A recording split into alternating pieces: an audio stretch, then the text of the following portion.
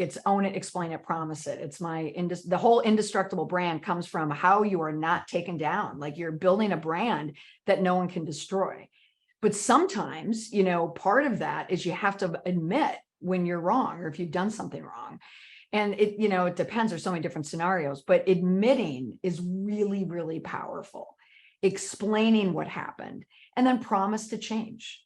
That framework is used when you have done something, okay? And you have to admit to something, or you've been accused of something and you have a partial role in whatever happened. Like it's important to speak up. That's the part where if something is unfounded, if it's a rumor, you let it die down. You don't feed it. Truly, truly, if it is unfounded, it is a rumor, it is not true, it does not deserve a public response. You've not done anything wrong. You do not need to react to someone else's vengeance. Right. You don't.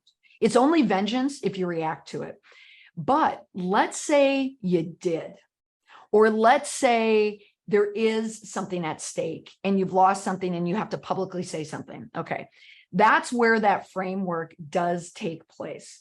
And so I'll give you examples of I've had to write messaging for clients who are well-known, but when they were in high school, they said these things, but they're well-known, but they're still young.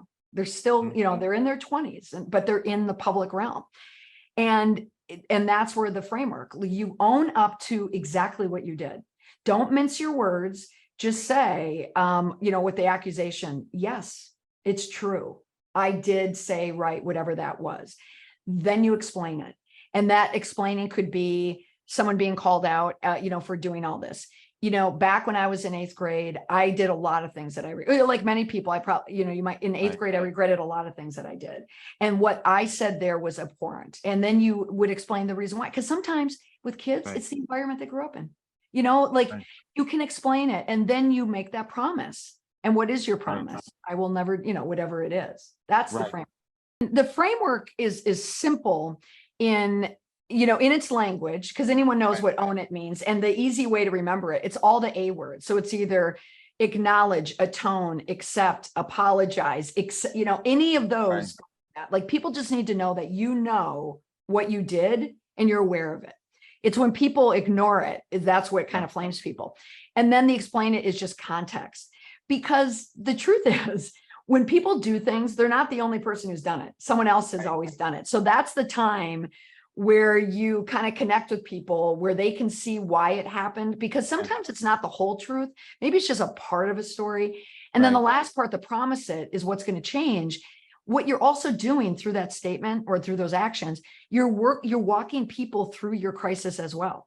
Not only are you getting yourself through it, you're walking everyone else through it at the same time. So it just is done. And it's behind not just you, but everyone. So we understand own it, explain it, and promise it. And this isn't just for a public PR crisis. I mean, this is for if there's a misunderstanding with a professor. I was just going to, words right out of my mouth. I was going to say, you can use this with your professor. You can use it. That's the secret to my success, honestly, is people have figured out that the advice that I'm giving for crisis communication works perfectly in the real world all the time.